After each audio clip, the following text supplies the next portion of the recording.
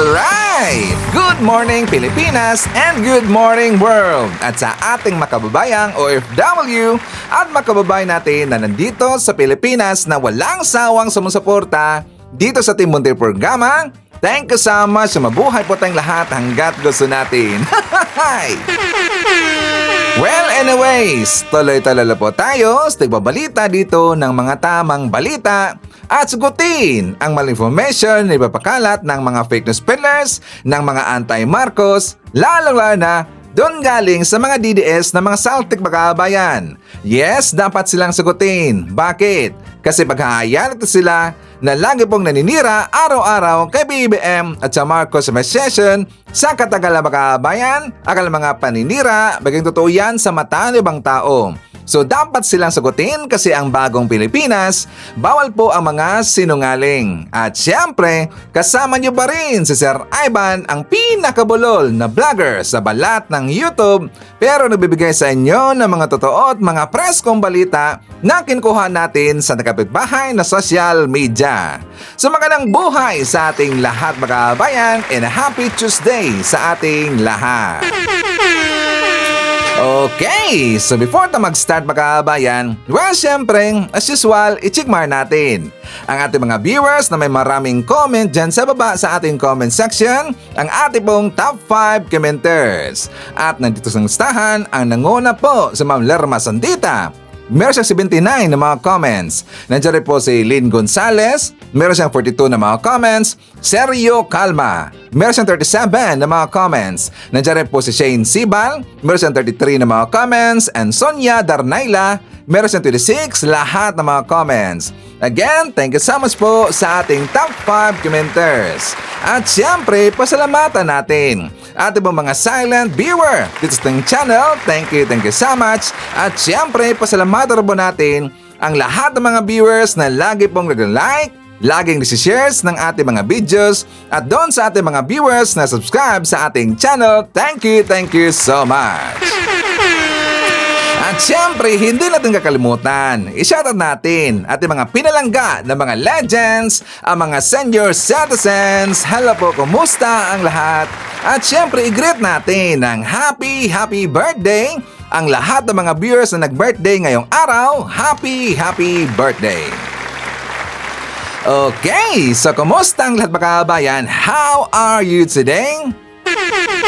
Well, it's 6 days to go before ang election mga kabayan. So hanggang ngayon, umiinit ng painit ang mga paninira na mga DDS mga kabayan. So syempre, panic mode na ho sila ngayon. Lalo na nakita nila yung rally doon sa Dumanhog, Cebu City kahapon mga kabayan, na kung saan nandun po si PBM. So don't forget, this coming election, isama nyo sa inyong baluta na ito pong si Benhur Abalos ay talaga pong maasahan dyan sa Senado mga kabayan. Nakikita na ho natin, napag-usapan ho natin dito, ginhighlight na ho natin ang mga track record ni Benhur Abalos. At during po sa kanyang panunungkulan bilang SILG Secretary sa Marcos Admin mga kabayan, talaga pong napakatapang. Kahit sino, babanggain mga kabayan. Kapag ikaw pasaway sa lipunan, kapag ikaw pasaway po sa gobyerno natin, hindi ka aatrasan. Okay? So don't forget Benhur Abalos. So ayun mga kabayan ko, una natin pag-uusapan yung tungkol doon sa pagbanat ng mga DDS tungkol dito sa sinabi po ni yung si Chief Marbil mga kabayan. Diba? May plano silang kakasuhan or baka kinasuhan na po yung vlogger na taga Davao, yung napakalat po ng fake news na i-raid daw or si-search daw yung bahay ni Digong doon sa Davao mga kabayan.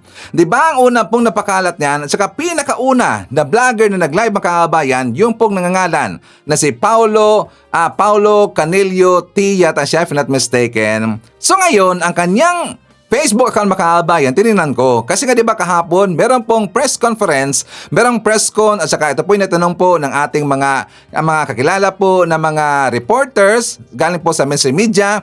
Tinanong nila si Chief Marbil kung ano ang hakbang na gagawin ng PNP doon sa napapakalat po ng fake news na i-raid daw ng CIDG yung lugar o yung bahay ni Digong.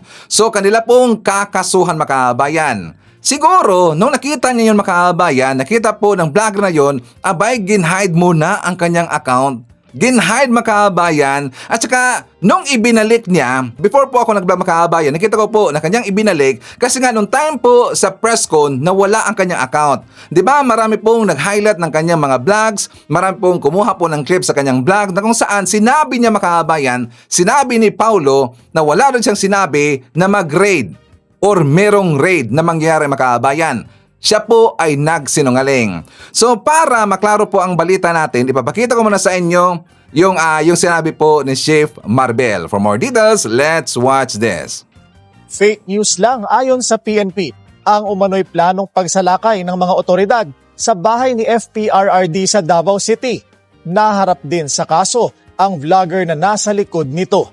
Sasampangan ng PNP ng kaukulang kaso ang isang vlogger sa Davao na nagpakalat ng peking balita tungkol sa umano'y nakatakdang raid sa bahay ni dating Pangulo at ICC detainee Rodrigo Duterte. Pero tumanggi muna silang ibahagi ang pagkakakilanlan nito. Na-identify na po natin yung vlogger na nagkakalat po na yun and we will be filing case. Pina-freeze po natin yung kanyang yung ebidensya but we'll be filing yung case. Miyerkules ng gabi noong nakaraang linggo nang magtipon-tipon ang Duterte supporters sa labas ng bahay ni FPRRD para bantayan ito dahil sa umano'y banta ng raid.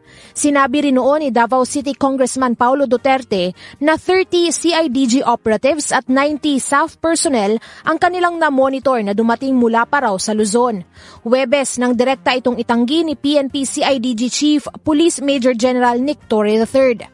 Una na ring inihayag ng Police Regional Office 11 na tututukan nila ang kaso, partikular na kung saan nanggaling ang kumalat na impormasyon. Muli ring pinabulaanan ng PNP ang anumang spekulasyon tungkol sa kanila umanong nakatakdang paghalughog sa bahay ni Duterte. Kahit na hindi po dinisclose ng PNP mga kababayan kung sino yung vlogger na yon na kanilang kinasuhan, well, kitang-kita naman talaga kung sino yung makabayan. Ito si Paulo, and also ito na pong si Tio Moreno makabayan, meron po siyang sinabi tungkol doon sa plano daw na pag-raid or posibleng pag-raid daw ng CIDG doon sa bahay ni Digong. Itong si Tio Moreno makabayan, nalalaban natin siya? Yan po, DDS. So probably, silang dalawa, siguro lang baka silang dalawa po yung kinasuhan na vlogger na taga Davao makabayan. So ngayon nagpalusot, itong si Paulo. Kanina, meron siyang vlog makabayan, sabi niya na hindi daw siya nag-iisa, hindi lang daw siya nag-iisa na sinabihan daw ni Kitty Duterte na merong darating dyan. Na sila daw ay pinaparede kasi nga possibly napupunta dyan ang kapulisan. Saka sabi pa nga daw ni Kitty Duterte makabayan na sila na po ay umalis sa kanilang bahay kasi meron daw darating makabayan. Di ba yung unang vlog niya, yung pinaka-first po na vlog makabayan, yan ang kanyang sinabi. Like for example, ito po na vlog makabayan. Kasi nga tinanggal yung una Tinanggal niya yung una makabayan. Parisot talaga Tsaka mukha yatang takot na takot na makabayan. So ito po ang isa sa ating nakuha. For more details, let's watch this.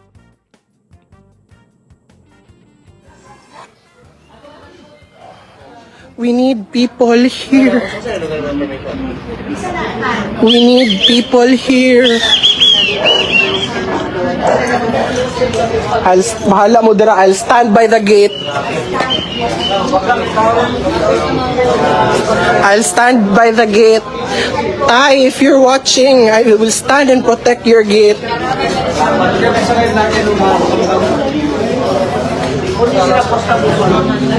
They cannot come inside They cannot come. Wala ang tagtungod din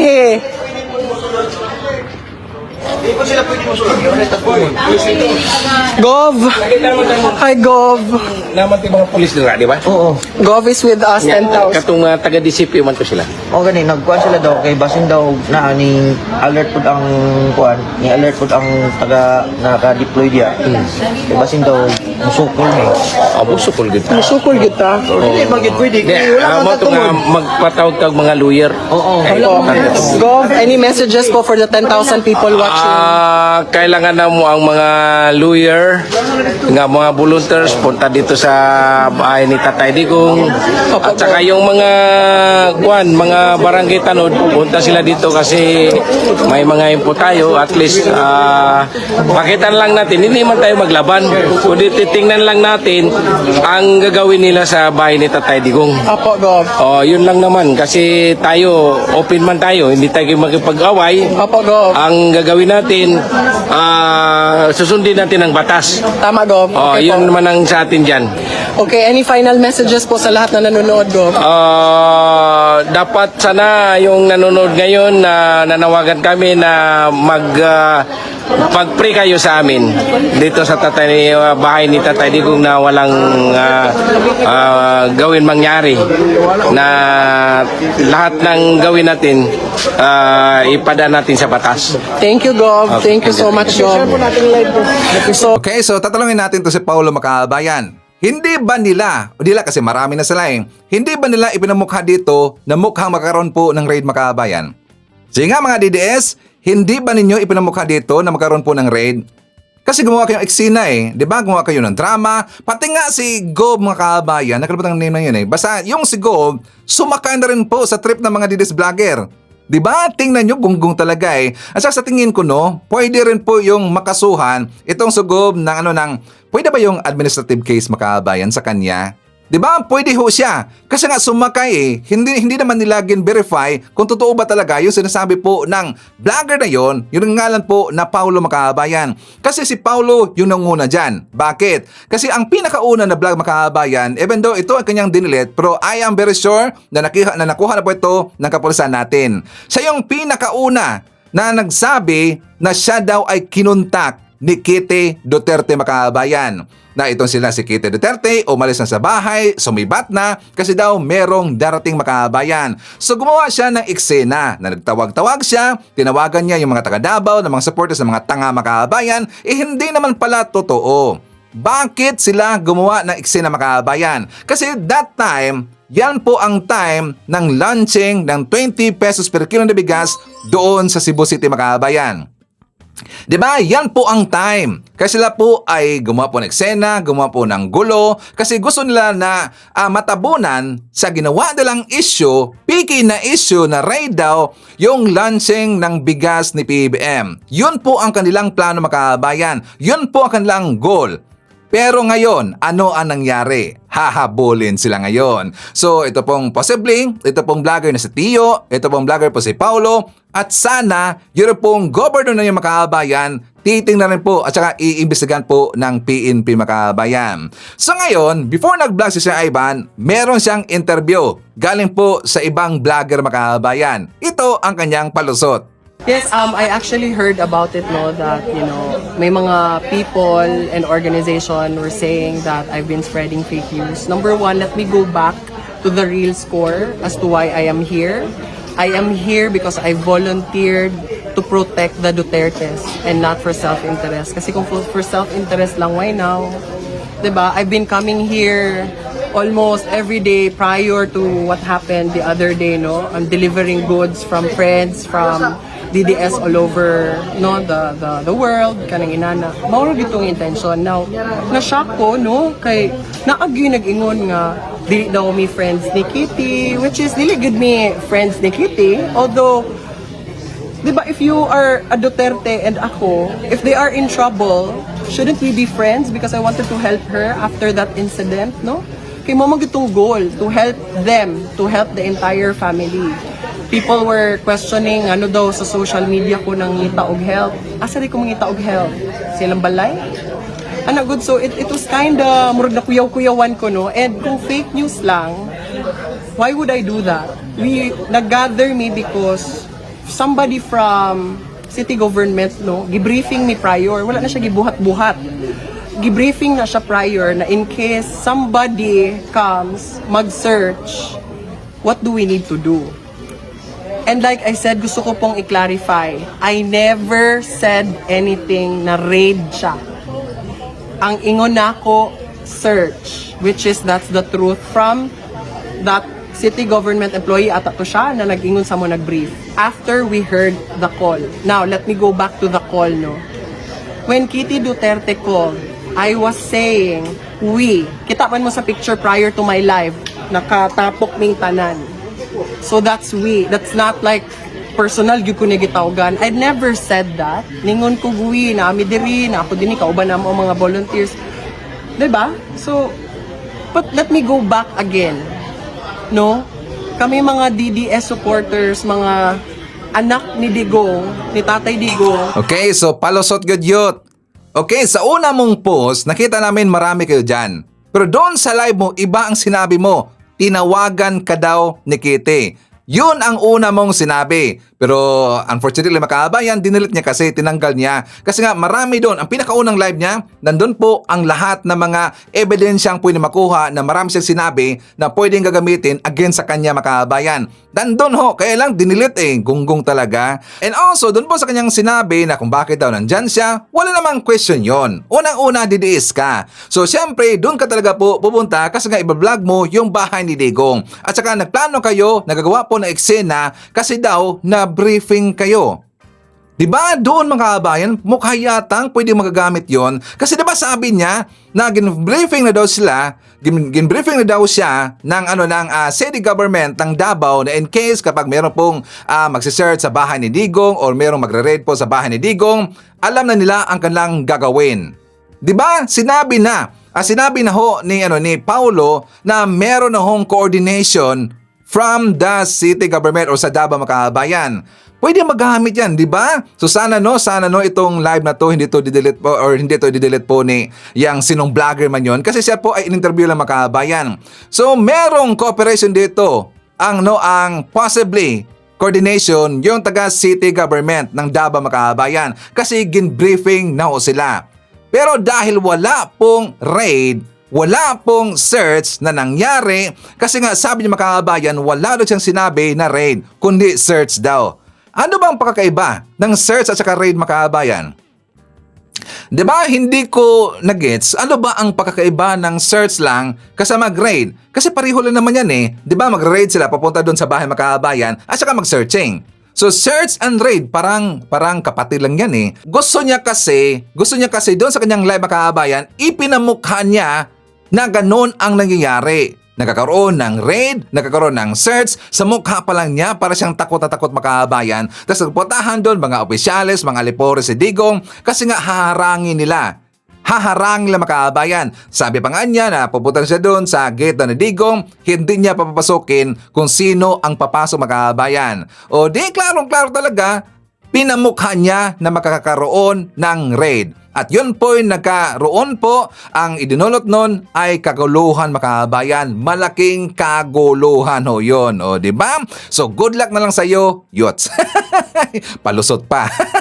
Hindi ka makalusot kay Chief Marvel. Okay? So anyways, for the makabayan, ipapakita ko muna sa inyo itong good news. Ito po yung speech ni PBM. I think this is during sa Lucena yata na Alyansa Rally do Makabayan. Meron sa kasing sinabi si PBM na before daw siya po ay nangako, ito klaro, siya ay nangako makabayan na before po matapos ang kanyang term, magkakaroon tayo ng subway sa Pilipinas. So ngayon, nang nakita ho yan ng mga DDS, syempre, atake kaagad kasi daw budol makabayan. Sabi pa nga doon ni Pambansang Dalaga ng Pilipinas, itong si Pam, sila si Coco Locoy, sila si Badong, pati si Badong makabayan, nakita ko. And also, basta mga vlogger nila. Sabi na, nambubudol na naman daw itong si PBM. Marami daw mga pangako na hindi daw natupad makabayan.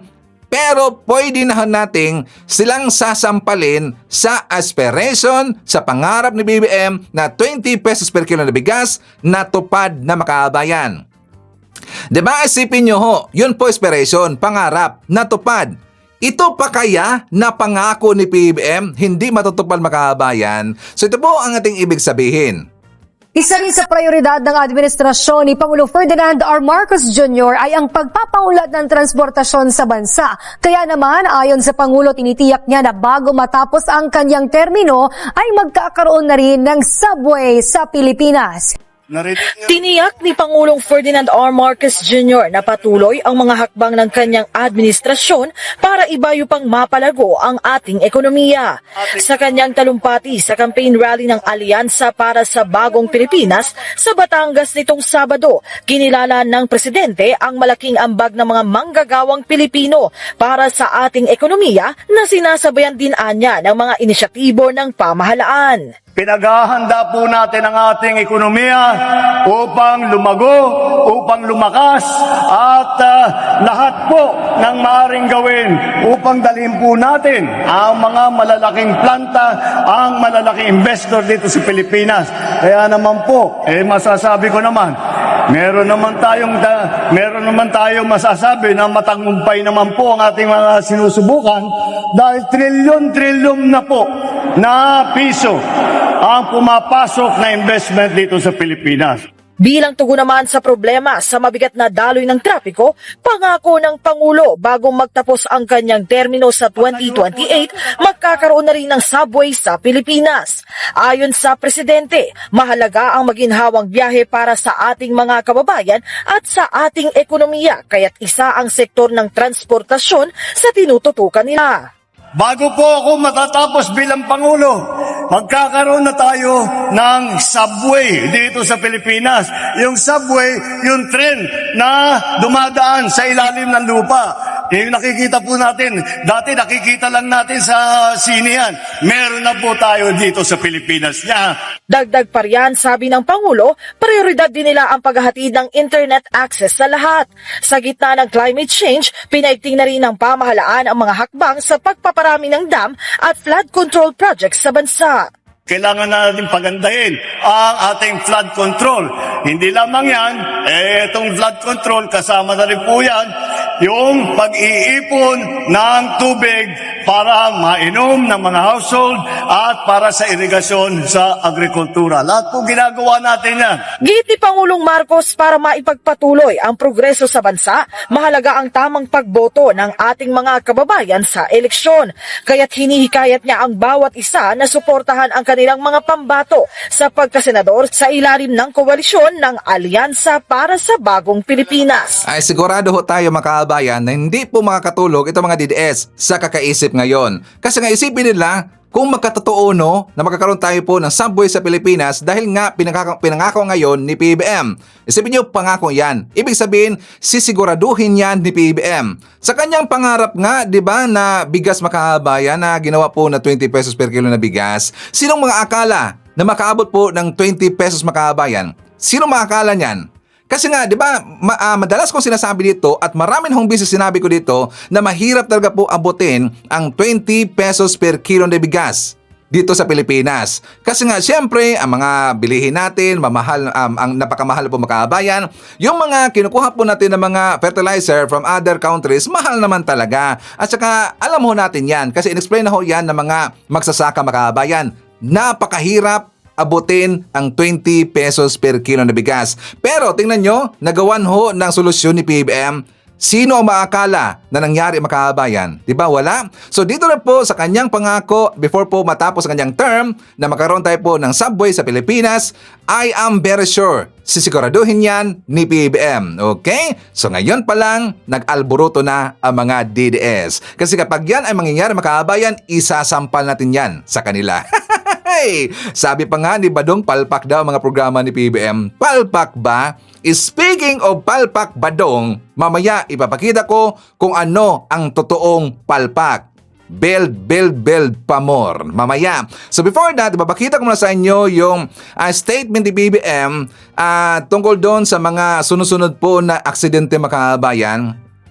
For example, doon sa STEX, ang tawag yan, STEX ba yan? And also doon po sa airport makabayan sa NAIA 1 na kung saan marami talaga pong nawala ng buhay kasi po sa aksidente makabayan. So ito po ang statement ni BBM. For more details, let's watch this. I extend my heartfelt condolences to all the families who have lost loved ones and to those who were injured in the recent tragedies at the SCTEX Toll Plaza and NAIA Terminal 1. 10 lives were lost in a devastating collision in Tala. Days later, 2 more, one of them a child, were taken in a tragic accident at the airport. These incidents should never have happened. And now, we will ensure they never happen again. I have instructed Secretary Vince Dizon of the DOTR to move decisively. First, to identify and to hold accountable those responsible. And second, to put in place the necessary reforms to prevent further loss of life. We are taking the following actions. Review of driver licensing to ensure that only fit, capable, and responsible individuals,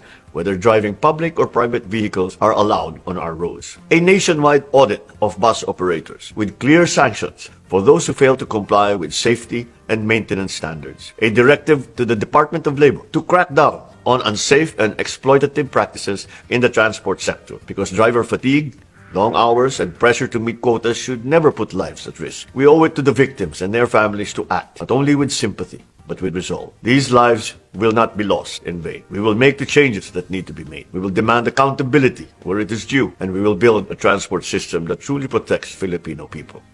Okay, so klaro pong sinabi ni BBM na pananagutin niya yung nagkasala, mga kabayan. So dapat lang talaga. Like for example, doon po sa airport, mga kabayan, talaga pong nakalungkot noon nangyari doon. So ngayon, pinaimbestigahan ho yan ni BBM.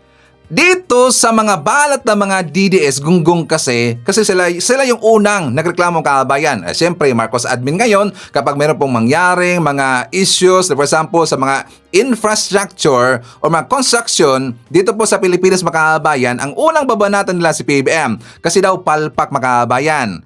Unang nag-react dyan, nakita natin na ito po ay viral galing po kay Sas Rogando Sasot, mga kabayan. Anong sinabi niya? May pananagutan na iya dyan. Sabi niya, may pananagutan daw ang naiya dyan. The car wasn't stopped by bollards. Alam natin yung bollards, mga kabayan, yung nandyan po sa dyan po na metal na malaki yan. For example, sa railways or sa railings or dyan po sa mga establishmento natin na kung saan para po maiwasan kung sakali mang mayroong mga sasakyan na didiretso, mga kabayan, mawalan po ng brake. At least, ito po ay ma-stop dahil po sa bollard, mga kabayan. So sabi niya, the car wasn't stopped by bollards. A real bollard can destroy a car, which is totoo naman talaga on impact. Totoo naman talaga yung, mga kabayan, kasi yung bollard supposed to be talagang napakatibay yan eh. Di ba nakikita ho natin yan sa mga movies or doon po sa ibang lugar, mga kabayan, na kapag merong aksidente at nabangga na yung bollards, talaga pong masisira yung car, mga kabayan. Which is supposed to be, yan ang nangyari. Pero iba ang nangyari, mga kabayan. Di ba? Binangga, nasira siya. So ngayon, sabi niya, ito ay yung bollard na destroy daw. May kumupit ng pagpapagawa, mga kabayan. Sabi niya, dapat ito imbestigahan kasi daw merong kumupit ng pagpapagawa.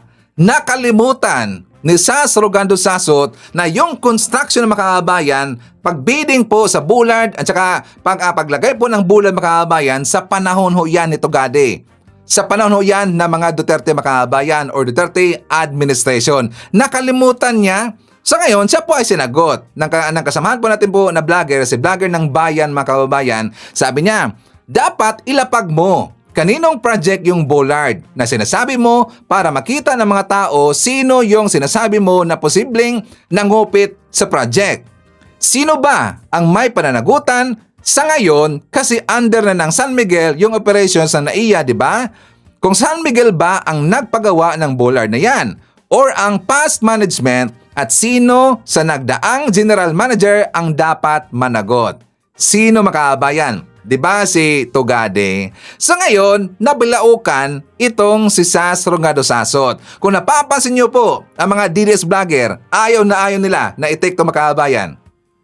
Napansin ba natin? Diba? Daanan nyo si Banatbay, daanan nyo si Badong, daanan nyo si Kokolokoy, ito pong si Joy na walang ligo. Napansin ba natin? Pati po yung si Maui, mga kabayan, nabilaukan lahat kasi alam nila sa panahon to ni Digong. Ito kasi si Sas Rogando Sasot, naglakas ang loob, nakalimutan niya na yung palang project na yan, panahon ni Digong. Ngayon, nag-backfire, mga kabayan. Yan po'y inimbestagahan. Sasampalin natin sila ng mga ebidensya.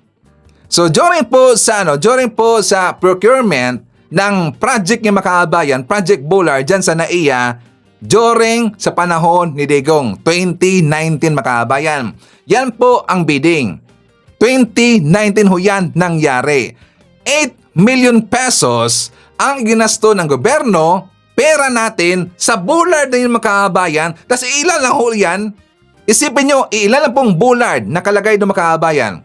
8 million pesos, tas titingnan nyo, substandard, hindi inayos mga kababayan or hindi maayos pagkagawa. Kasi napakababaw lang po pagkalagay ng metal mga kababayan, which is yan po ay hindi talaga tugma sa lapasan po sa mga doon po sa ibang lugar mga kababayan. Di ba talaga dapat po na mahaba dito sa baba?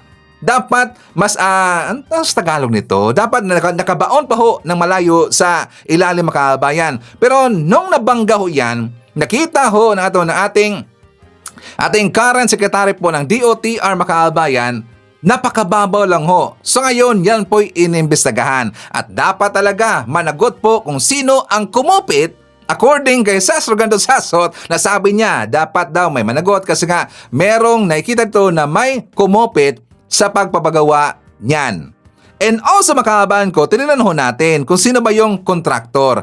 Ang kontraktor, anon makahabayan, hindi natin alam at saka hindi natin nakikita kung saan ang kanyang store.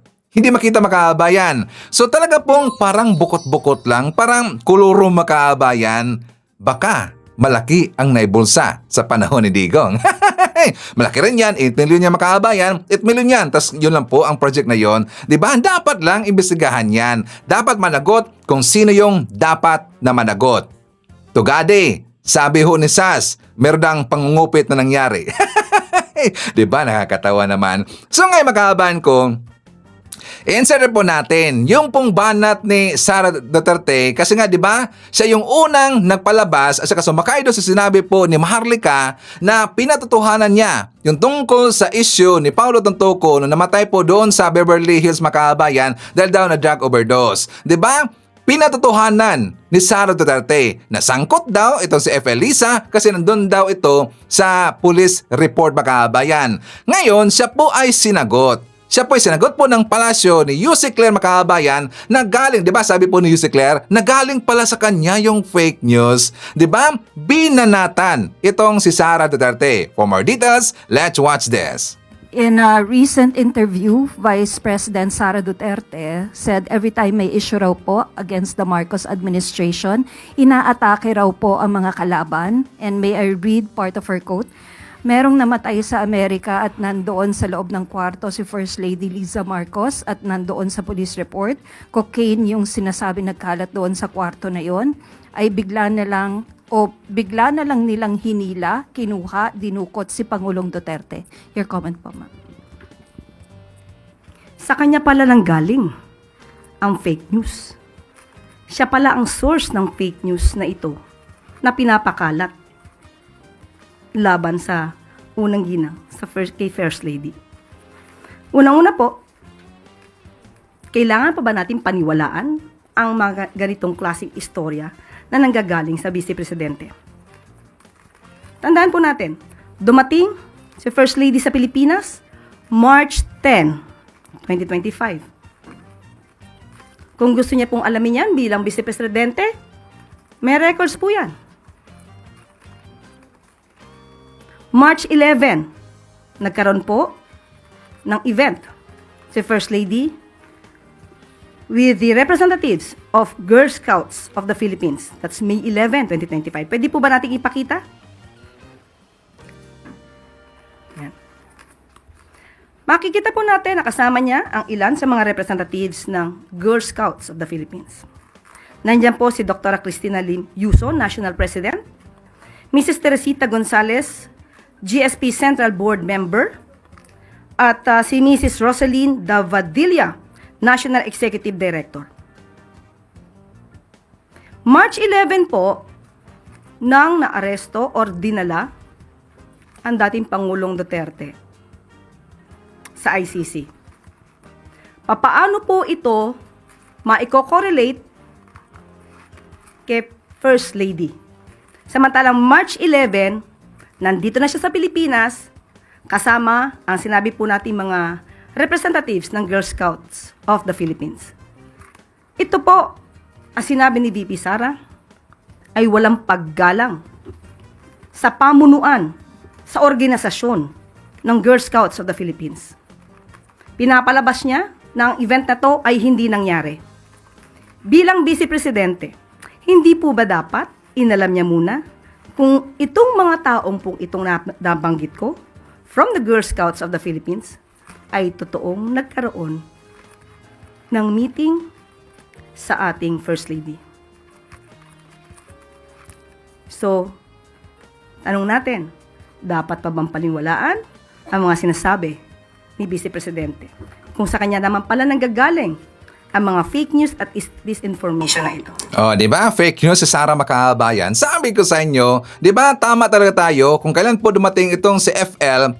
Talagang documented Makabayan. Sinabi ko kahapon sa ating vlog and also yung pumutok po yung issue ni Paulo Tontoco Makabayan. In-explain ko dito kung kailan po dumating si FL at saka yung kung ano yung mga event na sinali or yung pinuntahan niya Makabayan. 'Di ba? Sabi ko pinakauna niya na pinuntahan po na event, yung pong sa event ng Girl Scout of the Philippines. So tama tayo Makabayan. Pero ito si Sara, siguro hindi siya nanonood, hindi siya nag-check po ng kung ano pong mga informations makuha niya sa account ni Efelisa. Hindi niya kasi paniniwalaan Makabayan. Bakit? Kasi ang kanyang pinapaniwalaan lang, yung mga vlogger lang niya. 'Di ba? Hindi siya nag-check po sa mga balita sa mainstream media, hindi siya nag-check po ng mga balita galing po sa mga pro-admin vlogger. Anyang paniniwalaan. Bakit? Ang kanyang source, ito pong si Maharlika lang Makabayan. Doon lang po siya naniniwala. So ngayon, itong si Sara, tinanong po ng SMNI. Siyempre, alam natin ng SMNI Makabayan, ginatungan niya. Ito ang kanyang tanong. Ma'am, fake news daw. Kayo po ang pinanggagalingan ng fake news about doon kay First Lady according to Yusek Castro. About doon sa drugs, nakasama siya sa police report dahil nandito na rin siya sa Pilipinas bago pa raw po ipa-arrest si Presidente Duterte. Okay. Yung sa nangyari na... Opo, kayo daw pong fake news from your sources. Sige. Oo. Lagi ko naman na sinasabi, no? Huwag na tayo makinig kay Claire Castro at sa pinsan niya na si Franz Castro dahil nga ang kanilang pamilya ay pamilya na garbage in, garbage out. So, yung basura may malabas lagi sa bibig. Bakit daw sinisisi ang administration ng mga Congressman Duterte? Managot na lang daw ang dapat managot. O kaya nga, sabi ko naman sinabi ko na yun sabi ko, yung kay PRD, kaya gawin yun ng mga abogado, yung sa aking impeachment, nasa mga abogado na rin yun. At malamang, yung kaso ni Congressman Pulong Duterte ay nasa mga abogado na rin yon. Pero yung timing ng ginagawa nila at yung pattern ng ginagawa nila sa pamilya namin galing sa administration ay hindi siya lost sa mga kababayan natin na nanonood. Nakikita nila kung ano yung pagnikipit at pang-aapi na ginagawa nila sa kanilang mga kalaban sa politika. Tingnan nyo, ginugulo tayo Makabayan. Napansin nyo ba, ginugulo niyan yung kanyang mga followers? Kasi nung una, ayaw maniwala. Kasi ito daw ay paninira lang ng Makabayan. Politically motivated daw ang lahat itong banat ng Marcos admin dito kay Sara Duterte. Or dito kay Paulo, dito po kay Digong, dito kay Basti. Basta pamilya Duterte Makabayan, politically motivated daw. Paninira lang. Puro lang pamulitika Makabayan. Kasi according po kay Sara, pinagtatakpan lang daw ng Marcos admin yung mga totoong nangyayari. Ano bang totoong nangyayari? Sa kanya, totoo talaga ang nangyari Makabayan. Pero siyempre, ang banat kasi ng mga DDS dito sa Marcos admin, puro naman kasi gawa-gawa. Mga piki Makabayan. At magailang beses na ho natin silang nadidibang. Diba? Pati nga ang taga-kongreso nadidibang po yung mga banat ng mga DDS Makabayan. So, gusto nila kasi na ipamamukha na totoo yung kanilang mga akusasyon dito sa Marcos admin, dito kay PBBM, kay Felisa, kay SMR, or lahat ng mga pro-admin support na Makabayan, gusto kasi nila na sila yung totoo.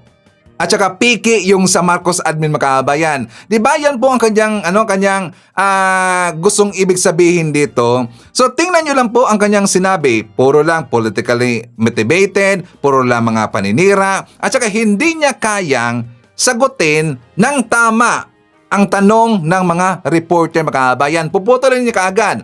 Bakit niya puputulin? Kasi gusto niyang insert ang kanyang sinasabi na wala namang ibang ginawa ang administration nito kundi pamumulitika lang at paninira sa makalaban nila sa politika Makabayan. Yun lang po lagi ang kanyang sagot. Wala nang iba mga kabayan. So itatanong natin dito, pamumulitika ba itong mga pagkaso ng Marcos admin sa kanilang mga kabayan? O for example, dito po sa impeachment, pamumulitika ba yan? At dito rin po sa nagreklamo kay Pulong mga kabayan, pamumulitika ba yan? Dito tungkol sa Bugaw mga kabayan, di ba? Ang dami hong mga ebidensya. Yung Bugaw nagsalita ho. 'Di ba? So mamaya pag-usapan natin yung makabayan tungkol doon sa Bugaw. But before that, shout out natin. Nandyan po si Moonflower, Maricruz Hernandez from North Carolina, USA. Hi to RN MSN from Los Angeles. Kasama rin po natin si Michael Vinas, Samway Vlog from Riyadh. Hi to Emmy Mapalad, Jen Rabara from London. Nandyan rin po kasama natin si Cray Cray, Florifigo Mapag, Noel Narcida, isyatat natin si Rosemary Bautista from California. Hi to Antido Norma, Rayule from Cebu City. Nandiyan rin po si Elizabeth Habihan, Maria Mendesiplon, May Santos, Jovi Montero, Evangeline Borgonio. Kasama rin po natin si Margarita Figaro. Hi to Sir Jaime Garcia. Nandiyan rin po si Derek Erwina Argilles and Derek William Mayo. Okay. So mga kababayan ko, dahil napag-usapan na po ni Sarah, nabanggit doon tungkol po kay Paulo Duterte mga kababayan, well, insert natin yung issue po kay Paulo Duterte. Alam niyo ba mga kababayan na meron pong nakapag-cover na vlogger, kanyang in-interview yung mismong Buga mga kababayan, si Sir Ivan, si Cap Ninyo Barsaga. Pinuntahan ho mismo ni Cap Ninyo Barsaga mga kababayan yung Bugaw. At saka in-explain niya lahat ang totoong nangyari. For more details, let's watch this. Sabi mo, ikaw ay isang bugaw. Gaano kadalas umorder ng mga babae si Pulong? At kung may requirement ba siya sa isang babae at na ino-order? Paminsan lang naman na 4 times pa siya kumuha sa akin. Kapag tumawag lang yung business partner niya, dun ko lang siya makikita at makakausap, then mapabibigyan. Okay. Ibig sabihin no, si Pulong, sa kanya lang ba ang babaeng yun? Or meron pa siyang pinagbibigyan na iba o pang regalo? That time, sa kanya isa, then the rest sa bodyguard niya. Pero yung mga sa iba-iba, yung mga iba, I mean yung ibang scene namin, mga kaibigan lang niya, mga Chinese, gano'n. Ibig sabihin, boss, pag may mga Chinese, binibigyan niya ng babae na nanggagaling din sa inyo? Parang gano'n. Opo. Ulitin ko sa rin yung isang katanong. Ano ang mga requirement sa babae? Wala naman, basta lang yung bago, then hindi nila kilala, then yung hindi magulo. Bago? O yung bago, then hindi magulo. Okay. Tanong ko, sir, bakit hindi sa Davao Police isinampa ang reklamo? Bakit sa DOJ? Kasi, di ba, alam naman natin lahat na yung Davao, hawak, hindi naman sa hawak, sa kanila yung then that time, hopeless ako so yung ano ko lang, kaya sa DOJ na lang ako lumapit. Opo. Kaya kasi kung sa Davao ko lumapit, baka mamali yung tao na malapitan ko ba. Ano ba ang pinagmulan ng problemang may nagsasabi na tungkol sa bayad daw sa kinuha nilang babae? Parang na-trigger kasi siya that time, 2 beses siya na-trigger. Yung una, yung mga bodyguard niya, binigyan niya ng babae, tapos nakulang yung isa. Then after that na bayad na lahat, parang yung isang babae doon 1K na binigay. Ganito, 8 PM kami nag-start up to 3 AM. Di ba, medyo mahaba yung oras na nag-inuman kami, pero binigay sa kanya 1K lang. Doon biglang nag-iyak yung babae na bakit daw 1K lang yung binigay. Yun. Okay. Then doon nag-start, medyo nagalit siya sa akin siya gumalit, hindi yun sa babae. Okay po. Sir, pangalawang tanong ko po, may mga vlogger ng Duterte Camp na nagsasabi na gawa-gawa lang daw ang video para sirain si Pulong. Kini-question nila yung walang audio. Paano nila masabi na gawa-gawa na hindi man natin yung bar? Then sabay kami that time pumasok ng bar, galing sa bahay galing sa Woodridge to bar. Then yun, sabay kami that up to nalasing siya. Then binugbog niya ako sa baba. Okay. Almost 2 hours niya ako binugbog doon. Buti na lang may CCTV, then yun. Pero nakita niya yung CCTV kaya medyo naputol yung CCTV. Opo. Nung time na binugbog po kayo na sinasabi nyo, pinatanggal niya ba yung CCTV? Nung nasa baba na kami, yung parang napansin niya na may CCTV, yun pina-off niya. Opo. Pero after that, 2 hours niya ako binugbog eh. Opo. Paano po kumalat? Sino pong naglabas po nun? Yun nga yung hindi ko na alam eh. Okay po. Okay, so yun pong interview po ni Cap Ninyo Barsaga, mga kabayan. And also, may nakita ako na video na mukha yatang ito ay teaser, mga kabayan, na dito siguro niya sasabihin lahat. Kasi nga, siyempre, doon po sa interview niya kay Cap Ninyo Barsaga na medyo pili ang kanyang mga sinasabi, mga kabayan. Medyo pili. Kasi alam mo natin, di ba, bawal ho yan sabihin. Lalo na, meron na pong kaso, i-final, mga kabayan. Kaya nga, hindi ako sure kung legal ba yung pag-interview kay ni Barsaga doon sa Buga, mga kabayan. Kasi diba alam mo natin, kapag nandyan na po yung kaso, na-file na ho yan, so bawal na talaga magsalita po yung nag-file ng kaso, mga kabayan. Diba ganun ho yan? At saka nalaman ko yan, diba dito po kay Trixie Cruz or saan bang mga vlogger na kinasuhan, mga kabayan. So hindi na sila mismo, hindi na sila nagtatouch po ng topic na ganyan, mga kabayan. Diba sumisigway sila? Kasi nga bawal na. So ngayon, may nakita ako na teaser. Hindi ko lang sure kung saan to galing, mga kabayan, at saka nasaan ang full video na to. Pero tatanggalin ko lang po yung background music, mga kabayan, kasi baka copyrighted eh. Okay? So ito po ang video. Kasi nagbigay ko ng babae sa kanya.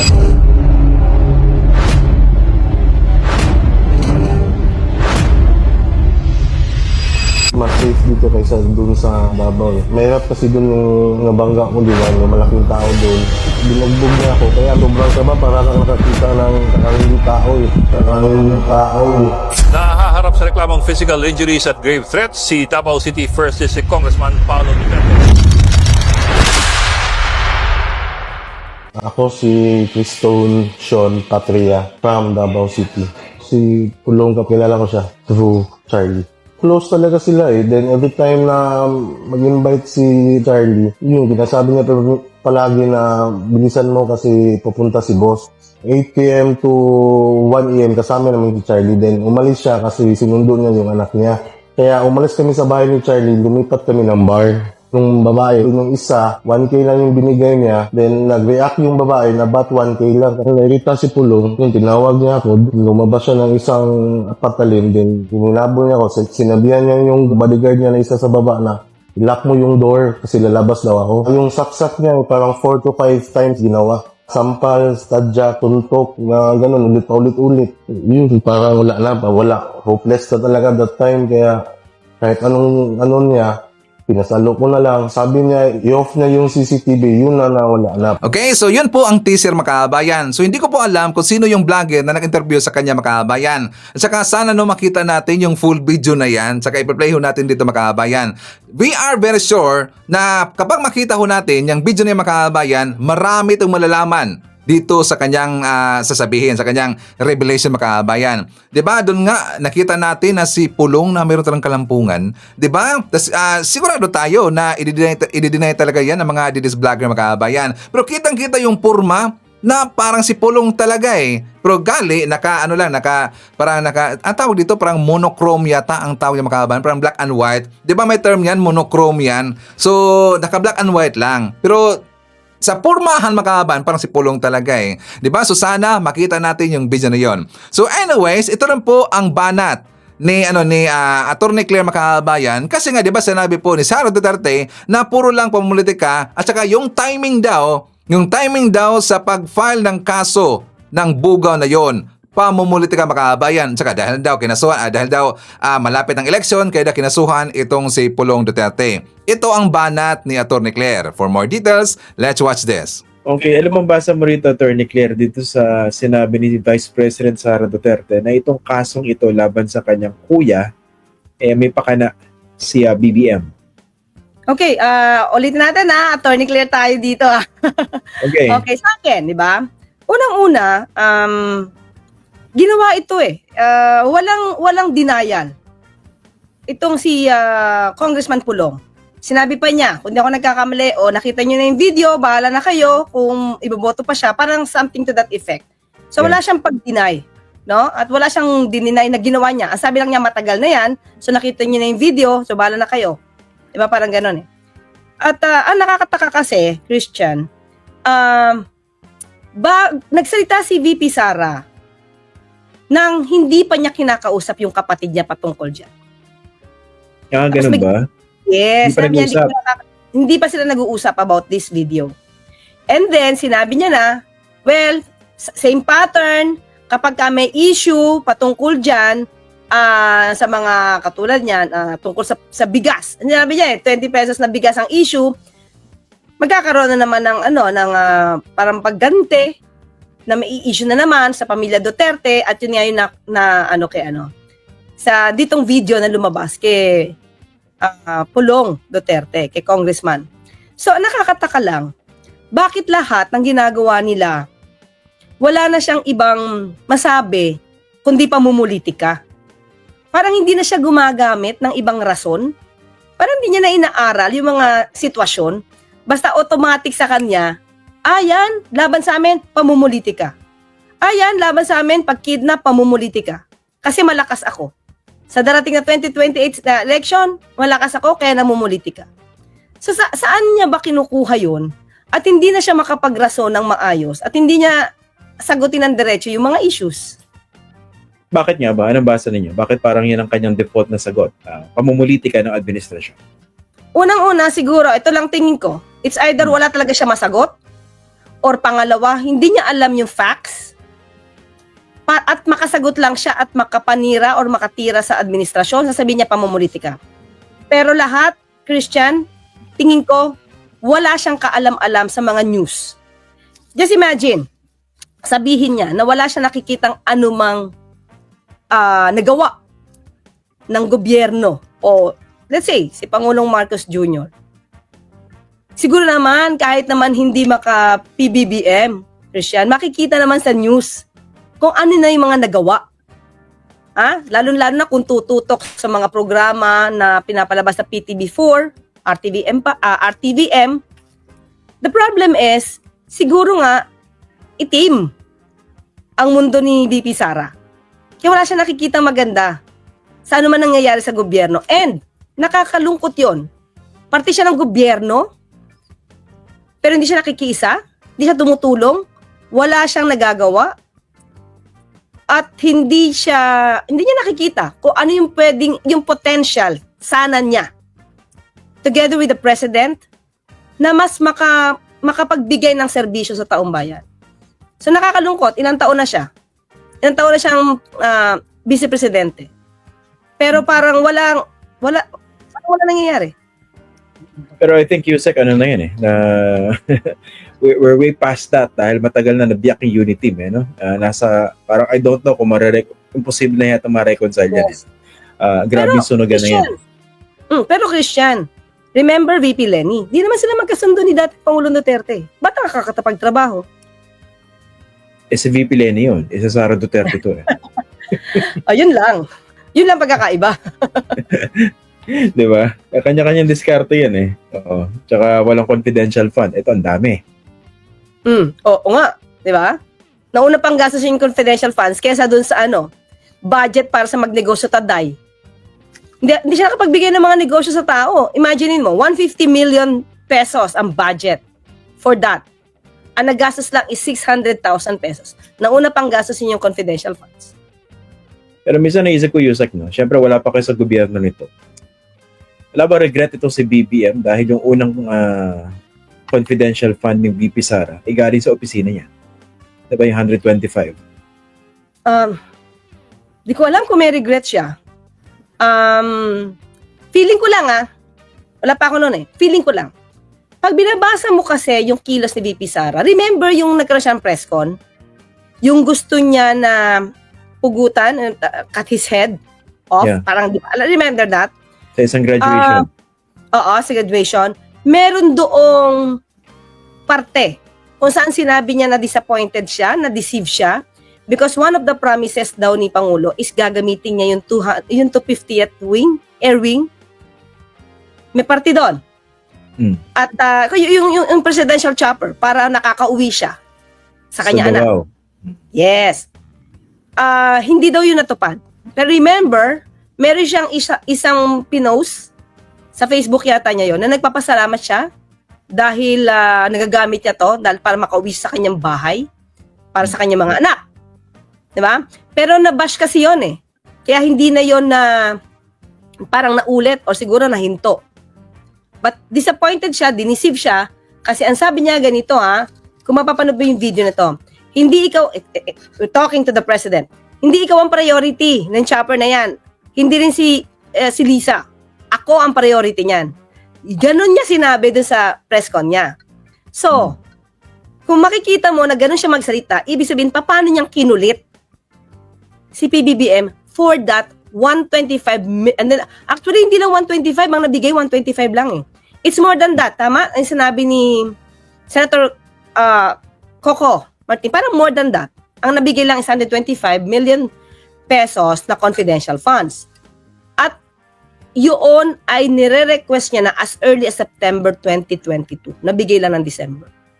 So tingin ko, kung babasahin mo yung body language ni VP Sara, mukhang kinulit niya ng kinulit. Kasi, di ba sabi mismo ng father niya, mahirap kausap si VP Sara, parang kung anong gusto niya, dapat makuha niya. Meron siyang ganung salita. Very insistent. Hindi kasi ang inisip ko dyan, syempre wala pa naman kayo sa gobyerno nito. Kung kung hindi naman nabiyak yung unity, feeling ko tuloy-tuloy lang yung confidential fund na yan. Miski yung mga kongresista binigay lang yan. Pwede, baka, hindi natin masabi. Okay. Anyway, balik tayo dito sa video ni Pulong, na as far as I know, correct me if I'm wrong, Yusek, wala pang denial on his part, categorically. Kasi inisip ko, kung hindi ikaw yung nasa video, di ba daling sabihin, hindi ako yan, AI yan, di ba? Invento yan. Wala pa ako nadidirig na ganong denial. Tama ba? Wala siyang denial. Binanggit niya na sa interview. Pero parang isa sa mga reply niya, after na sinabi niya, bahala na kayo, matagal na yan, napanood niya na yung video, may sinabi siya after that na ipapa-authenticate nila yung video. Pero, kahit di pa-authenticate nila, kung yung taong involved dun sa loob, sa video mismo, nagsasabing totoo yan, mahihirapan na lang silang i-deny. Kasi yung taong involved ay masasabing totoong nangyari yan. Ayun, yun yung tatanong ko sana sa inyo. So, pwedeng depensa na lang nila yon. Oo. Paano ba inaano yan? Paano ba nililitigate yung ganyan? Can this be considered as an open shut case dahil meron namang video, tapos merong reklamo? Yes, oo, kasi ganito. Sa mga emails, mga ganyan, electronic evidence, mga ganyan na CCTV, kailangan i-authenticate kung sino yung kumuha, kung sino yung may-ari ng CCTV. Yun dapat ang magsasalita. But I think, since yung taong involved ay nandoon din, siya mismo, pwede siya magsabing totoong nangyari yan. Ganon. Paano pero ang pinakamaganda dyan, kung sino yung CCTV. Okay, paano naman kung umatras yung yung nagre-reklamo? Ayun na. Wala Pag umatras, di ba, mahihirapan ng ituloy itong kaso. Bakit? Kasi wala na yung principal na witness na pwedeng magsabi na nireklamo ko to, assault, nasanaktan ako, tinakot ako. So kung wala na, paano mo mapoprove na may grave threats? Diba? Yun din, kasi base dun sa video, Attorney Claire, meron siyang patalim, di ba? Inamba niya ilang beses doon sa biktima. Tapos, nag-akma siya na sinasaksak, di ba? Dinidi niya, pero hindi niya ibinabaon yung patalim, di ba? Yung kabilang side yung ginagamit niya. Yes. Yung ganun ba, talagang lang yan, considered na physical assault, or it can be construed as attempted homicide or murder? Pwede ba mag-escalate sa ganun yan? Okay, kasi pag attempted homicide or murder, kung sinaksak niya na. Alam mo yun? Kasi nakaganon lang siya nakaamba. So, it's grave threats. Kasi may pananakot Pero kung tinuluyan niya yon na sinaksak, na, pero nakaiwas, pwede ng attempted homicide. Hindi lang sa akin, pwede nga attempted murder eh. Bakit? Ang dami yung tao dun eh. May superior force involved. Yes, di ba? So, for me, since hindi inakma niya lang, it's grave threats. Yung pagtusok-tusok niya sa likod, it's more on the physical injuries, ganun lang. Pero hindi... Parang ganito, di ba? Ginamit niya yung kabila. Oo. So, there's no intention really to kill. So, hindi papasok yung homicide and murder, kahit attempted yan. Kasi there's no intent to kill. So, dapat kasi yung element ng intent to kill nandito. Okay. Pero nung nakita niyo yung video, parang ano yung tumakbo sa isip niyo and what do you think it says about Pulong? Sa akin kasi parang napapanood sa movie. Alam mo yun? Yung parang maraming girls. Easy for them to get girls. Tapos, ganoon ang asta na kayang manakot. Parang movie siya. Diba? Parang movie ng isang sindikato. Diba? Para isang sindikato na the usual na nakikita natin sa movie. Ganon. So, parang nangyayari pala siya. Di ba? Nangyayari pala talaga siya. Akala natin sa movies lang na may mga babaes dito, ang daming mga girls, di ba? Tapos yung, hindi ko alam kung anong mga tinitake nila doon. No? Di ba? Tapos nagalit. Tapos gano'n ng akma. So parang it's just like a movie. Okay, so sa tingin ko makabayan, hindi na ho atras yung nareklamo, yung bugaw. Bakit? Kaya nga siya umalis doon sa Davao City kasi nga siya po ay natatakot sa kanyang buhay, pati po sa kanyang pamilya makabayan. Pero ilan lang po mga tao ang nakakalam kung nasaan ang tao na yon. Included itong si Kap Nino Barsaga makabayan. Di ba na-interview niya? So ibig sabihin, alam na alam niya kung saan ito nagtatago o saan ito inilagay po ng ating sa otoridad kasi nga di ba siya po ay nagreklamo, dumiretso na po siya doon sa DOJ makabayan. So hindi natin alam, siguro lang baka yung DOJ ang naghawak sa kanya ngayon makabayan. Kasi nga hindi basta-basta ang kanyang binangga dito. Siyempre Duterte yan eh. At saka hawak na hawak talaga ng mga Duterte yung Davao makabayan. Meron ngang nag-contact isa po dito sa kakilala rin po natin na vlogger makabayan. Kilala ba natin si Juan Luna Vlog? So meron kasing nag-message sa kanya. For example, babasahin na po natin dito po sa vlog ni Juan Luna makabayan. Sabi niya, "From my inbox, a Davao City resident shares first-hand accounts of Pulong's abusive behavior in the city makabayan." So sa tingin ko, dito pa lang sa caption nilagay po ni Juan Luna, naalala ko kasi yung aking kaibigan po na taga Davao City makabayan, mayroon siyang mga sinasabi tungkol ito kay Pulong. At saka yan po ating napag-usapan nung the other day makabayan, na itong si Pulong, siya yung pinaka-problema daw sa lahat ng anak ni Digong. According sa aking kaibigan na taga Davao makabayan. At saka alam po yan ng taga Davao City. Kasi nga meron talaga pong behavior itong si Pulong na napakadelikado talaga. At saka siya po yung pinaka-problema sa anak ni Digong. Aside pa ho na talagang basag ulo, yung laging dik-a, balita rin nila po makabayan, siya po laging dik-a, at saka parang lango lagi. So talaga pong mahirap na banggain mo itong ganitong klase na tao makabayan. Talagang ma-impluwensya pa na tao kasi nga Duterte makabayan. So dito po sa message, meron pong nag-message daw kay Juan Luna makabayan. Sabi niya, "There was an incident last 2017 in one of the restaurant pub here in Davao, Huckleberry, wherein he was also involved in a scuffle. The CCTV was ordered erased and he had the restaurant pub closed due to tax problems daw. This was during the height Christmas season. After that, he resigned as vice mayor and Bernie Alag became the vice mayor. Also, a cousin witnessed an incident in front of the SSS building when a jeepney driver overtook his Land Cruiser and he was angry. The Land Cruiser overtook the jeep and he went down and scolded the driver. That is why drivers here are scared of overtaking any Land Cruiser for fear it will happen to them. This and so many untold stories of how their family lorded it over here in Davao because they are in power. So dagdag pa niya makabayan, he did not only humiliated the driver but sinuntok pa daw niya makabayan. Another friend pinaalis sa isang videoke bar because he and his friends wanted to use the place exclusively, and yet people in Davao still defend them.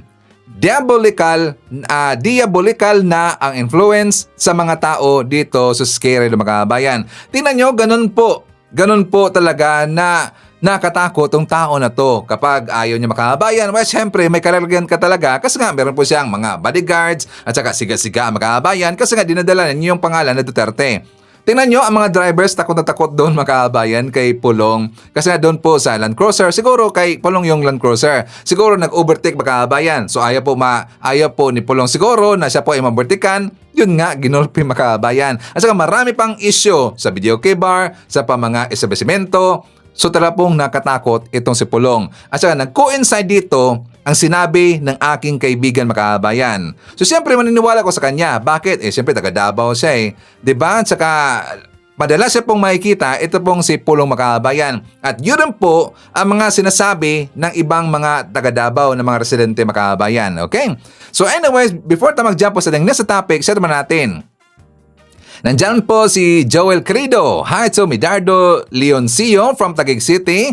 Hi to Ninita Umale. Meng Centino, Nino Piramo from Ordanita City. Isyadat natin si Lynn Gonzales, Leonardo Celiero, Shirley Risman, Evangeline Sanchez. Nandyan po si Luis Gabuyo, Abby Smith from Arizona.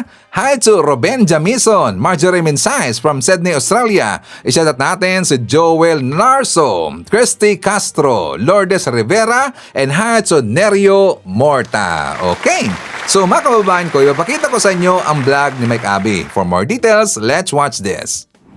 Di talaga maiwasan na magduda kung normal pa ba ang mga pinanguhugutan at sinasabi ni Sara Duterte. Kasi yung rally niya nung last week sa Zamboanga, kaya daw siya naka-block ng t-shirt, para bang pakikiramay daw sa mga pang-aabuso ng nasa gobyerno sa mahihirap ng mga Pilipino. Wow! Ito pakinggan niyo ito ilang portion na kanya sinasabi bago natin bigyan ng opinion at paliwanag itong kanyang interview. Medyo maingay lang. Araw na ito sa kampanya namin dahil nalulungkot talaga ako. Naglulong sa ako kasi pinaglalaruan yung mga tao na walang-wala. Pinaglalaruan yung mga mahihirap na hindi lang isang beses, hindi lang dalawa, paulit-ulit na. Ayan, no? Sinasabi, paulit-ulit daw po, iba na yung topic, paulit-ulit daw po yung ano tawag dito? Pag sasamantala. Isang pangako ayan, no? hindi kayang Ito ibigay. pala yun, no? Ayan, nakaitim siya. Ayan, no? Naka-block nga siya. Ayan, pakita ko sa inyo, naka-block ng t-shirt. Akala nyo fake. Hindi, ayan, no? In-interview siya dyan, daming issue, daming tinatanong sa kanya. Ang kanya sinasabi dito, kaya, bakit ka naka-block ng t-shirt? Bilang pakikiramay daw sa patuloy na pang-aabuso sa mahirap. Wow. Tama ba yun? Totoo ba yun? Pangalawang Pangulo nagsasabi niyan. Ngayon ang tanong, sino ba ang merong problema sa betrayal of public trust?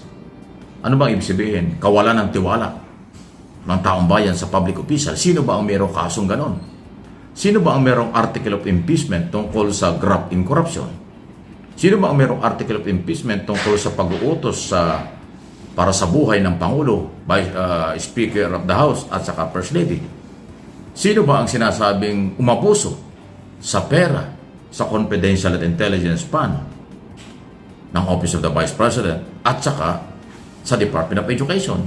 Di ba yung mga allegation na yan, mga bintang na yan, yan ang dahilan kung bakit nawala yung public trust, betrayal of public trust, na isang malinaw na sinasabi sa saligang batas na napakalaking pagkukulang at pagkakamali pag nawala ang public trust sa isang public official.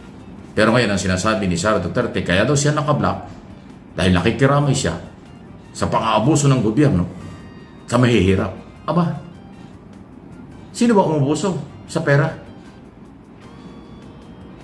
Kung ang panghuhugutan ay article of impeachment, di ba siya yung isasalang sa trial?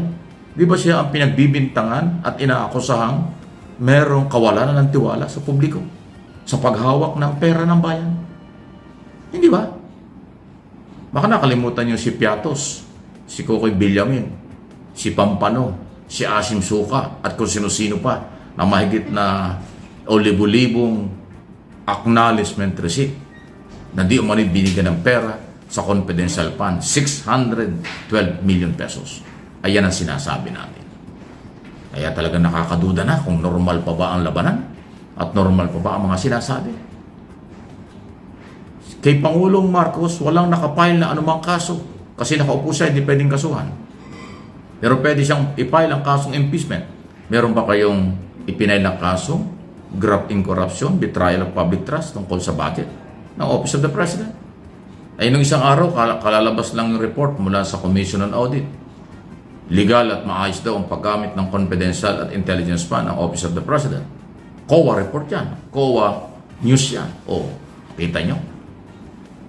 Kaya siguro wala kayong maipile na kaso. Ay kay Sara Duterte, hindi po gano'n na report ng COA. Nagduda sila sa acknowledgement receipt kung sino-sino yung tumanggap ng pera. Sa Office of the President, nilinis at sinabi ng COA, walang problema sa paggasta ng confidential fund ng Office of the President, Bongbong Marcos Jr. Ayun po yung pagkakaiba. Ayan, okay? So, karapatan niyang magsuot ng kulay black na t-shirt or kung anumang kulay na katulad ng ginawa nila doon sa kanilang ads ni Amy Marcos. Black yung kanyang ipinapaliwanag doon sa advertisement. Ayun, laglag na. Hindi na kasama sa top 12 si Amy Marcos 1 week before election o 2 weeks before election. Ngayon, 1 week na lang election na. O yan ang masamang epekto. Nag-block sila sa advertisement dahil sa kanilang paniniwalang maitim na itong gobyernong ito. Ang umitim ay yung kinabukasan ni Amy para maging senador. Kasing itim ng sabaw ng pusit. Paborito kasing pusit, masarap eh. Kaya kabisado kong kulay niya pag adobong pusit. Adobong pusit na may baboy o adobong pusit lang. Ang sarap noon. Kulay itim talaga ang sabaw noon. Ganong kadilim ang kailang ginagawa. Pati kulay nila, pati advertisement nila. Ganon din kadilim ang kalagayan ni Amy. As of now, sa mga survey, kung naniniwala kayo, wala na sa top 12. Actually, nasa number 15 na yata, 16. Pababa na si Amy. Hindi nakatulong yata yung black propaganda or black t-shirt, black image. Ngayon, si Sara, yan din. Nagbablock siya dahil daw sympathy sa mahirap na naabuso. Eh, siya nga yung mayroong kaso ng pang-aabuso eh.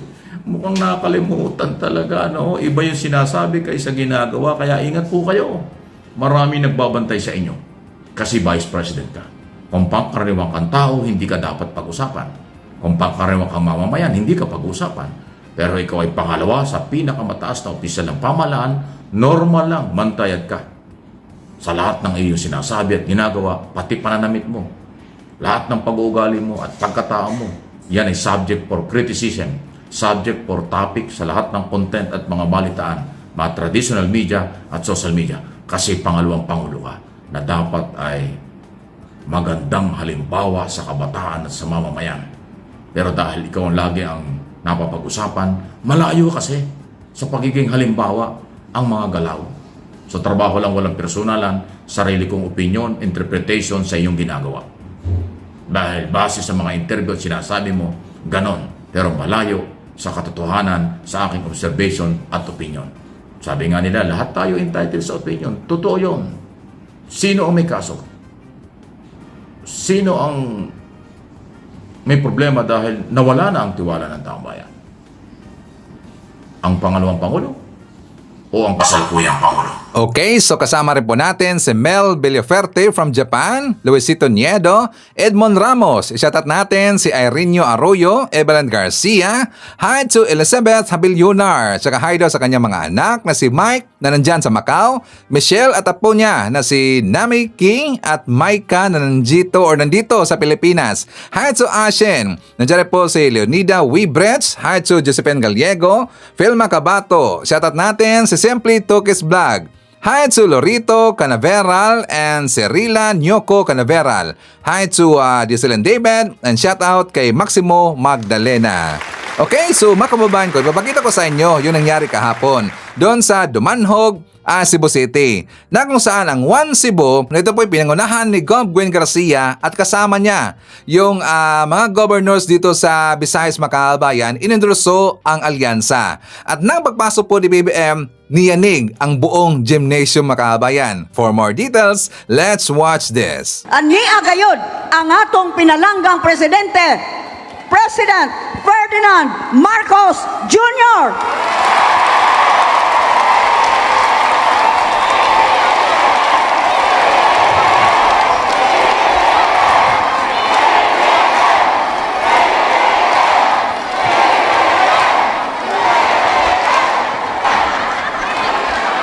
Mr. President,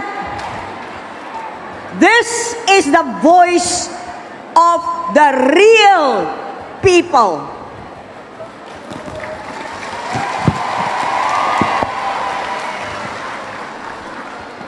These are not trolls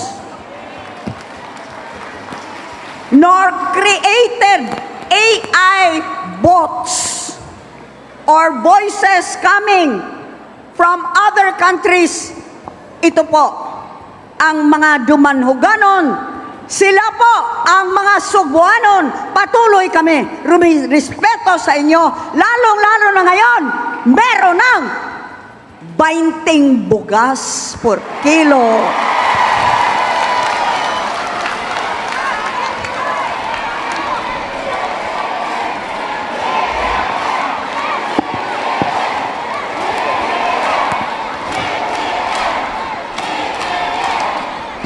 President Ferdinand R. Marcos Jr.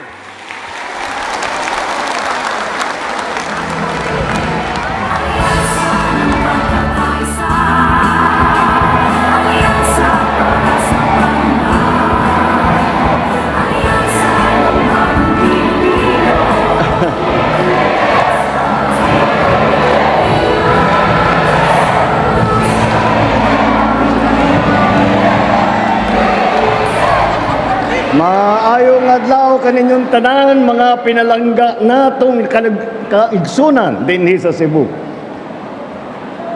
Alam nyo po, parang nakikita po ninyo na sa aking mga pinupuntahan, ang isa sa probinsya na siguro mas madalas pa ako dito kaysa sa Ilocos Norte ay dito sa probinsya ng Cebu.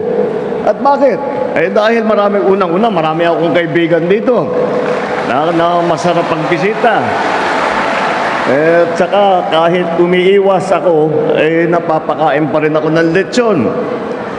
Pero ang katotohanan ay dahil nakikita ko dito sa Cebu, ang aming layunin, hindi lang para sa buong Pilipinas. Yun ang pagkakaisa.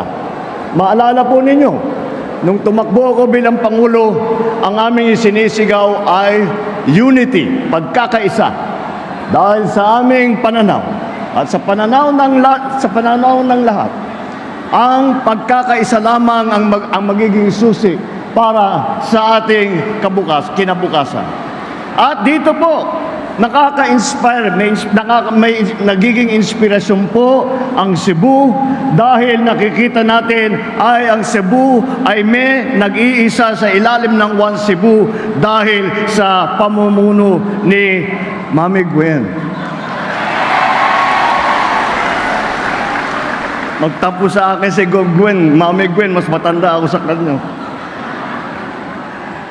Kaya naman po, ito ay tinitignan po natin na parang kung ibaga sa ekonomiya ng Central Visayas, ang makina po, ang motor ng ekonomiya ng Central Visayas ay dito po sa Cebu.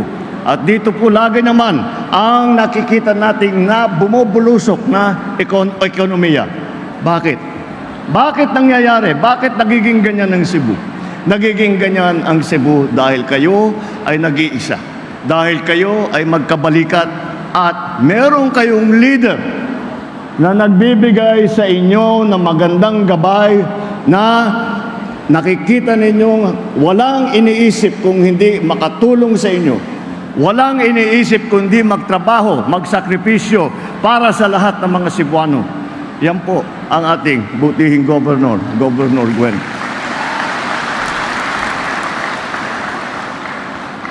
Alam niyo po, lagi sinabi, bakit ko pinupuri si Gov Gwen? Dahil magkaibigan ba kami? O siguro kasama na rin yun. Dahil ba sa politika kami ay nagsama, naging makalyado? Kasi kasama din siguro yun. Ngunit, ang katotohanan, dahil pagka kami sa national government ay meron kaming kailangan at nais gawin, hindi po namin magagawa kung hindi kasama ng magandang koordinasyon ang local government. At sasabihin ko sa inyo, sa lahat ng 82 provinces, ang isa sa pinaka masarap kausap, pagka may programa, pagka may roll out, pagka meron tayong ibang bagong iniisip, at kahit na hindi pa nabubuo, magtatanong tayo kay Gov Gwen, Gov, ang tingin mo, maganda kaya ito? Hindi kaya maganda yan? Dahil siguro you cannot get better political advice than from Gov Gwen. Kaya nakita naman ninyo na ibuo niya ang probinsya ng Cebu sa ilalim ng One Cebu. Tignan po natin kung ano ba talaga ang naging epekto nitong pagkakaisa. Dito sa Central Visayas, na itala natin ang 97.1% na unemployment rate. Kasi ang dami ng boto mo rito sa Dumanhog. 97.1%. Ibig sabihin, dito sa Cebu, 2.9% lang ng ating mga kababayan ay naghahanap pa, ay walang trabaho. Ito ang mas mataas pa kesa sa nung record ninyo noong 2023. Lumago ang ekonomiya ng Cebu at umangat ng 5.7% ang ekonomiya dito sa Cebu. Dahil sa mga programa na nagiging nais ng mga negosyante, yung mga investor, naghahanap yan ng kung saan nila dadalhin ang kanilang mga planta, kung saan nila dadalhin ang kanilang mga negosyo. Marami sa kanila dito pumunta. At umangat ang gross domestic product ng 5.7%, mas mataas pa sa pagpanlaki ng ekonomiya ng Pilipinas. Kaya talagang nangunguna lagi ang Cebu. Nakamit ng Region 3. Nakamit ng Region 7 ang 7.3% na pagtaas ng ekonomiya. Siyempre, as I said, ang motor po, ang makina na humihila sa ekonomiya ng buong Central Visayas ay alam naman natin, yan ang Cebu. At dito sa tumaas din ang GDP ng probinsya mula 388 bilyong piso noong 2022, nagsimula patungo sa 411 bilyong piso noong 2023. At palagay ko, pag dumating na ang mga numero para sa nakaraang taon, makikita natin, umakyat na naman yan. Ulit, bakit nangyayari ito? Bakit nagiging maganda ang patakbo? Bakit maganda ang pananaw ng mga investor, ng mga negosyante, ng mga turista? Bakit ganyan? Dahil po, kayong lahat ay nagkakaisa sa ilalim ni Governor Gwen. Kayo ay nagkakaisa, tumutulong sa One Cebu. Ang One Cebu naman ay nagkakaisa upang wala nang ibang ginawa kung hindi tumulong sa taong bayan at pagandahin ang buhay ng bawat Pilipino at pagandahin ang Pilipinas. Kamakailan lang po ay meron po tayong pagdiriwang, nag-celebrate po tayo ng Labor Day, araw ng paggawa. At siyempre, pagtingin na po natin doon, nakita po natin ay bumaba na ang unemployment rate, dumami na ang job, ang trabaho, at patuloy po natin ginagawa ito.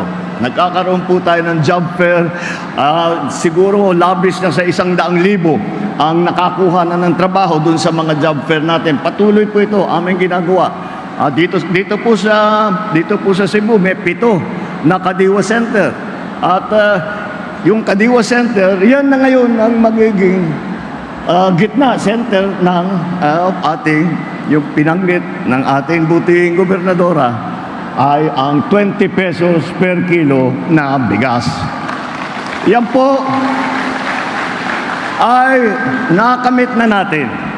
Hindi po naabot kaagad dahil ito po ay kailangan ayusin po natin ang ating pagtulong sa ating mga magsasaka. Kailangan bigyan natin sila ng mga makinarya. Kailangan magtayo tayo ng mga processing center. Yan, kaya sinimulan po namin ito pag-upo. Dahan-dahan, dumadami na, kaya't kaya na namin gawin ito. Pinalitan pa natin ang batas ng NFA, halimbawa. At marami pa po tayong gagawin. Ngunit, ngayon, matibay-tibay na ang agricultural sector natin. Kaya't pinopose ko po sa lahat ng mga gobernador ng Visayas na sabi ko, bakit di natin subukan itong 20 pesos per kilo dito sa inyo? At naman, mula nung basta't nung napag-usapan, lahat naman ng mga ating gobernador ay siyang lahat naman ay sinabi, sasama kami dyan sa maganyang klaseng programa. Pero magtataka kayo, dahil nagkaroon, sinabi ng COMELEC, hindi pwede May 2 to 12. Kaya natigil. Pero aning probinsya ang nakapaglunsad na ng 20 pesos per kilo ng May 1? Cebu lang. Bakit? Dahil Cebu ready na. Matagal nang may sistema, matagal nang may ID. Ang katotohanan, hindi binabanggit ni Gov. Buen ito. Pero ako magsasabi, magtatampo na naman sa akin dahil hindi ko dapat sabihin. Ang katotohanan, nung nakita namin, ang Cebu, may sistema na para pag-distribute, pati yung kanilang mga apps na ginagamit, ginaya po namin. Hiningi namin kay Gov. Buen, nagmagandang loob naman si Gov. Buen na binigay sa amin. Siyempre, iba yung probinsya, iba yung national, pero konting pagbabago lang. At yun na ang gagamitin natin na app para sa pag-distribute ng 20 pesos per kilo na bigas. Yan po, hindi niya sinasabi pero kailangan malaman po ninyo na sa ilalim ng malalaking announcement, yan po ang naging trabaho. At ang nandyan po, gumigit na sa lahat ng usapan na yan. Ang nagiging leader sa lahat ng usapan na yan ay ang inyong Governor Mami Gwen. I'm sorry, it's the first time I've heard it, so I'm kind of very entertained by. Ang isa pang nais kong banggitin ay ang ating mga nagiging proyekto dito sa Cebu. Kagaya ng aking nasabi kanina, sinabi ko sa inyo kanina, mahalaga para sa national government na magandang ugnayan sa ating mga local government. Kung hindi, ang katotohanan, kahit anong programa na ilulunsad ng national government, hindi po mararamdaman ng mga lokal kapag hindi maayos din ang patakbo ng local government. Kaya po, pumupunta po rito. Kaya po, hindi kami nag-aalangan na pupunta kami Central Visayas na mag-propose ng malalaking proyekto. Kasi ang malalaking proyekto, ang daming kailangan gawin, ang daming kailangan kausapin. Kaya naman dito sa inyo, nakakatiyak kami kung anong pangangailangan ng national government sa local government na itutupad lagi ng local government of the province of Cebu at ang ating mga bayan ng Cebu. Ulit, dahil po nandyan ang inyong Governor Gwen. Okay, so mga kababayan ko, shout out po natin. Nandyan po si Shirley Roquero Risman, Susana Castañares Dams, hi to Emelita Somailo Kilay, Marjorie Mensais, Bong Yu. Shoutout natin si Ronelyn Lamsen. Hi to Ma'am Sofia Lamsen. And to my sisters, Amy, Glory, and Beverly. Nandiyan rin po kasama natin si Teresito Lu at saka kanyang asawa na si Rosemary, ang kanyang mga anak na si Cheche na nandyan sa Dubai, Kim Lauder in Qatar, Fahrenheit na nandyan lang sa bahay, ang tsaka ang kanyang mga apo na si Elijah and Shan McLaren Lu. I-shoutout natin si Carmen Robertson, Jimmy Piyuan, Nida Ishihama, Jean De La Torre, Nelson Caravana, Percy Shalana, Gorgunya Angala. Hi to Jeco Jerry Cabreros, Merna Borromeo, Emeline Saus, Mels Leviran, Mens Mikamiyaka Nolpes. Hi to Osborne Gislaning, Carlo Coscoluela, Sally Ramos Katunggal, Feli Islaba, Judan, nandiyan po si Elina Cao, Halma Ana Holwa, Mercy Calatrava, Eloisa Villanueva, Elmer Pinaranda, nandiyan po si Felicitas Manibog, Annabel Hoson, Ivy Alfonso, Apple Nash, Testa Maliwan, and hi to Birds Lumibao. Okay, so mga kababayan ko, yati manakalap ng mga balita ngayong araw. Kung nakaabot ka po sa portion na to, sana nakapag-like na ho tayo. Libre po ang mag-share. Libre din na mag-subscribe. Again, maraming salamat sa mga viewers na hindi nag-skip ng ating mga commercials. Thank you so much. At before natin tatapusin ang ating programa ngayong araw, sana sabayan nyo sa Sir Ivan para sa ating live messaging prayer. Panginoon, maraming salamat po sa panibagong araw na ipinagkaloob mo sa akin. Panginoon, gabayan mo po ako ngayon. Alam mo lahat ng nangyayari sa araw-araw kong buhay. Alam kong magpapakita ka sa akin ng solusyon. Alam kong tutulungan mo ako. Panginoon, gabayan mo ako sa araw na ito. Pakiusap, itama mo po ang lahat ng mali ko sa buhay. Ipakita mo po sa akin ang direksyon sa hinaharap. Kami ay nabubuhay at gumagawa sa labas sa ilalim ng iyong pangangalaga. Naway ingatan mo kami at bantayan ang aming mga pamilya. Pagpalain mo po sana ang aming bansa. Salamat po, Panginoon, sa paggabay mo sa araw ko. Idinalangin ko ito sa pangalan natin Panginoong Jesucristo. Amen. So maraming salamat mga kababayan, and I hope to see you again on my next video.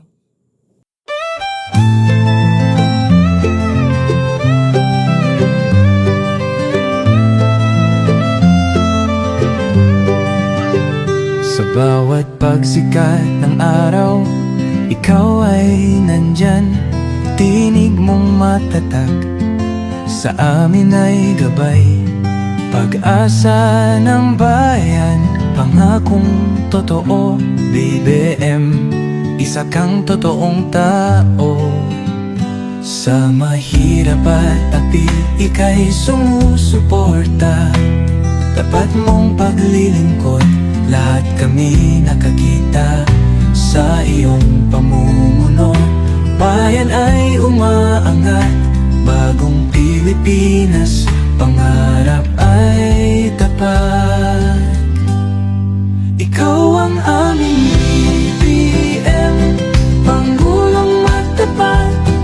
Sa puso ng masa, inaangat ating watawat. Sa hirap at ginhawa, ika'y kasama. Pilipinas ay papangon, dahil ikaw ang pag-asa.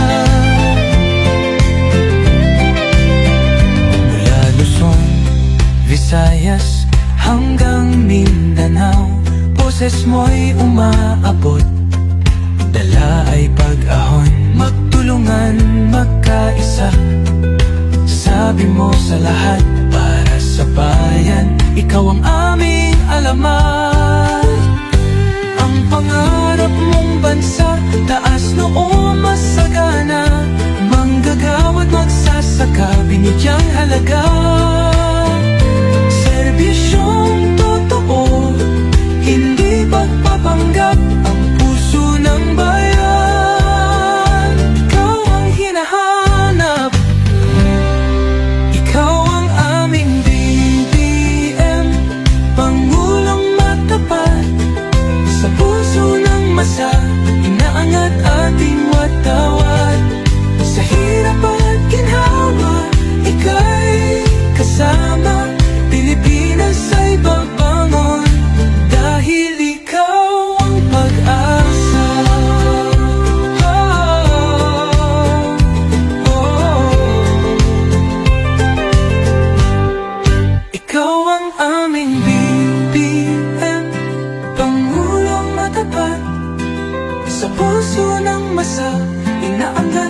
ating mata